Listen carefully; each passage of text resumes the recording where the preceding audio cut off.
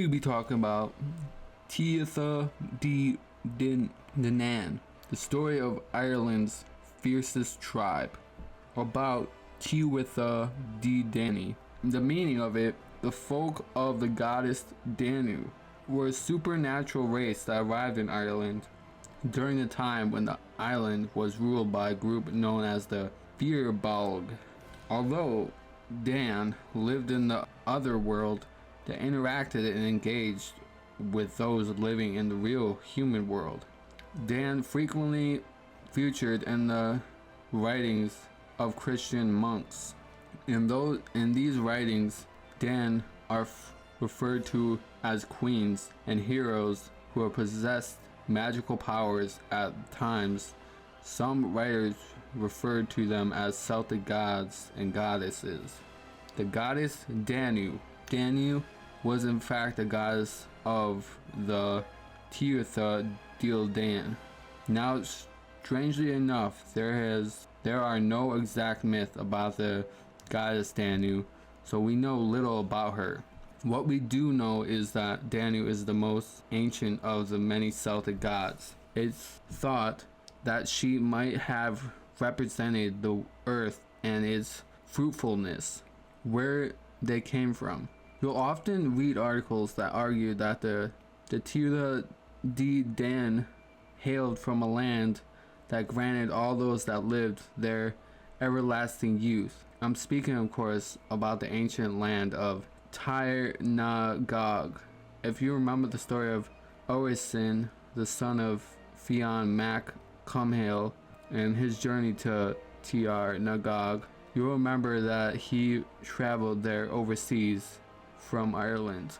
Now, this is never actually confirmed in Irish mythology or in any evident history, but it's believed by some that this ancient land was the home of Tuatha De Danann, their rival in Ireland. Celtic mythology, when the Tuatha De Danann made their way onto Irish soil, mighty Fir Bolg were the leaders of our little island. However, the Tuatha De Danann feared no one, and they made their way over to the west coast of Ireland and demanded that the Fir Bolg surrender half of their land. The Fir Bolg were fearsome Irish warriors. They refused to give even an acre of land to the Tuatha De Danann. It was this refusal that led to the Battle of Magtyrd. The Fir Bolg was soon defeated. How they came to Ireland. One of the things that always confused me as a child with the history story behind how these gods came to Ireland, many of the myths surrounding their arrival contradict one another. If you've never heard of the Book of Invasions, it's a collection of poems and narratives that offers a history of Ireland from the creations of the earth right the way up to the Middle Ages. In this book, the legend goes that the Tuatha De Danann came to Ireland on flying ships of sorts, surrounded by dark clouds that engulfed them. It goes on to say that they went on to land on a mountain in Count Leitrim, where they brought with them darkness that suppressed the light of the sun for 3 days. There's another story that says that the Tuatha De Danann came to Ireland not on ships that flew through the clouds, but on a regular sailing ship. What did they look like? The Tuatha De Danann are often described as tall gods and goddesses that have blonde or red hair, blue and green eyes, and pale skin. Tuatha De Danann members had many members, but some are more prominent than others in Irish mythology. In particular, the most prominent members are Nuada Ergetalam, the Dogda, Bellabaith, Bianca Man Delabaith, Mac Ketchant, Mac Greeny, and Lug. Sorry if I'm butchering those names. Nuada Ergetalam is arguably the most noticeable member of the Tuatha De Danann. He was their first king and was married to Boann. Just to make things more confusing, he is sometimes referred to as Nectin, Nuada, Nectin, and Alkmaar. Nuada is best known for the battle where he loses his hand, which results in the loss of his kingship. Also, however, he's not dethroned for long. He regains his crown when he is magically healed by Dian Ketch. The Dagda is another god that plays an important part in Celtic mythology. In a number of stories, the Dagda is described as a large man/giant with a beard that owns a club with magical powers. It's also said that the Dagda was a druid and a king that had the power to control everything from weather to time. The home of the Dagda is reported to be the ancient site of New Grant. Oh, he's also said to be the husband of the terrifying Morgan. Dian Ketch was a son of Dagda and the healer for the Tuatha De Danann. Often referred to as the god of healing, Dian Ketch is arguably best known for replacing King Nada's lost arm after it was cut off by the feared Bald with a new silver one. Delbaith was the godson of Dagda, and it's said that he succeeded him as High King of Ireland. Delbaith ruled for 10 years before he was killed by his son, Bianca. Delbaith was also the first god king. Bianca Mac Delbaith was the son of Delbaith and was another celebrated High King of Ireland. According to the Annals of Ireland, Fiancha Manadil killed his father to take the crown. Fiancha Macadilla held the throne for 10 years until he was killed in a ferocious battle against Egan of Imber. Mac Ketchit was another member of Tuatha De Danann. One of the most notable stories involving Mac was when he and his brother killed Lug, a god and a member of Tuatha De Danann. Upon the death of Lug, the brothers became joint High Kings of Ireland, and they agreed to rotate the kingship between each year. The trio were actually the last kings to rule the Tuatha De Danann. Mac Greeny was the brother of Mac Ketch and the grandson of Dagda. He was involved in the murder of Lug and was part of a trio of high kings that ruled Ireland. Lug is another god from Irish mythology. He was often described as a master of crafts in battle. Lug is the grandson of Balor, whom he ended up killing in the Battle of Mag Tuired. Interestingly enough, Lug's son is Culain's hero. Lug has a number of magical tools in his possession, such as a fiery spear and a sling stone. He also owned a hound that goes by the name of Phalanus.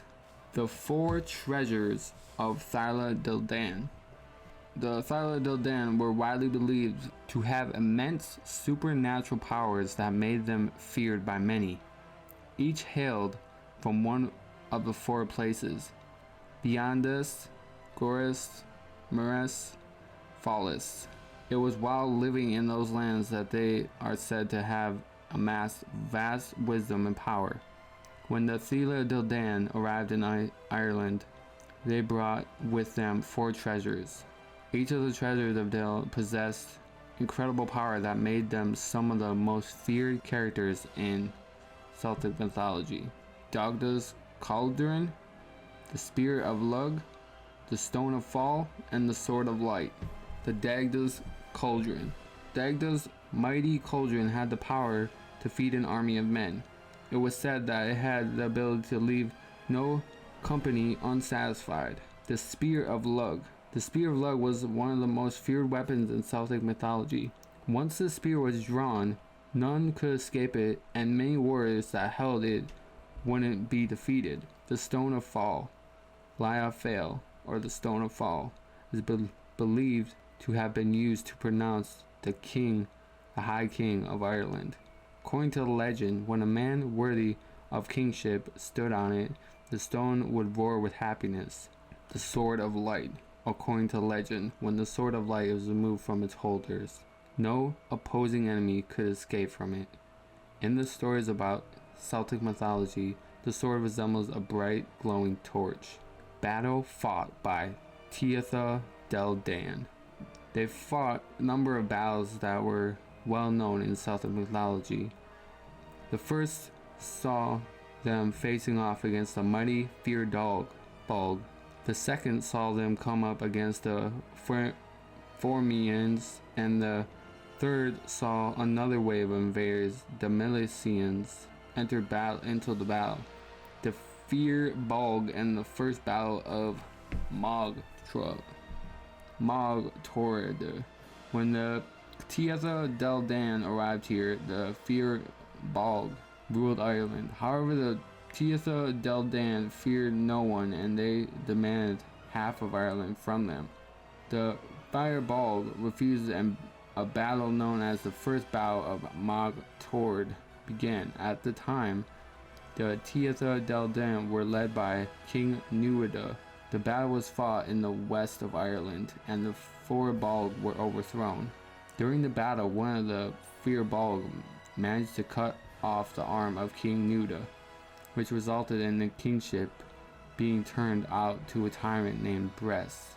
Dion Ketch, the god of healing, magically replaced Nuada's lost arm with a new one made from the strongest of silver, and he was pronounced king again. This didn't last long, however. Miach, the son of Dion Mek, and also a member of Tuatha De Danann, wasn't happy that Nuada was being given the crown. He was used as a spell that made flesh grow over Nuada's shiny replacement arm. Dion Ketch was furious about what his son did to Nuada and killed him. It was at this time that Bress was temporarily the king, while Nuada lost his arm. Complaining to his father Eltha was a king of the Formians, a supernatural race in Celtic mythology. He sent Breeze to get help from Balor, another king of Formorians. The second battle of Tord. Formians managed to oppress the Tuatha De Danann. They made the once notable king perform menial work. Then Navda was visited by Lug, and after being impressed by his talent, he granted him the command of the Tuatha De Danann.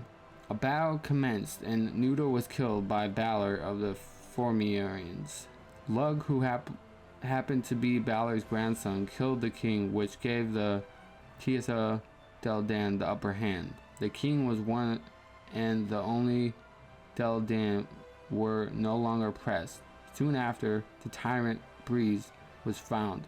Although many of the goddesses called for his death, his life was spared. He was forced to teach the Tuatha De Danann how to plow and sow the land. The battle ended when Dugda's harp was rescued from the remaining Formorians as they retreated. The Milesians and the third battle. Another battle was fought between Tuatha De Danann and a group of invaders known as the Milesians, who came from what is now northern Portugal. When they arrived, they were met by three goddesses of Tuatha De Danann, Iriu, Bamba, and Falala. The trio requested that Ireland be named after them. Interestingly enough, the name Ira came from the ancient name Iriu. The three husbands of Iriu, Bamba, and Fandler were kings of Tuatha De Danann.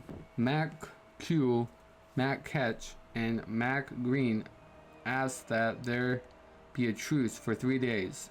The Milesians accepted, and they anchored themselves 9 waves away from Ireland's shores. The Tuatha De Danann used magic to create a ferocious storm in an attempt to drive the Milesians away from Ireland. However, the Milesians weathered the storm after one of their men, a poet named Amergin, used a magical verse to calm the wild sea.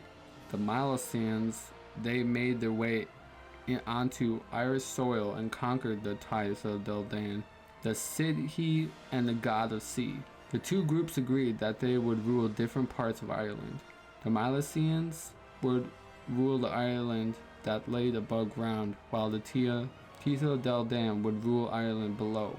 The Tuatha De Danann were led to the underworld of Ireland by the god of sea, Man. Shield the defeated Tuatha De Danann from the eyes of the people of Ireland. They were surrounded by a great mist, and over time they became known as fairies, or Ireland's fairy folk. Alright guys, I hope you guys enjoyed that. I love you guys. Stay safe. I will see you in the next video.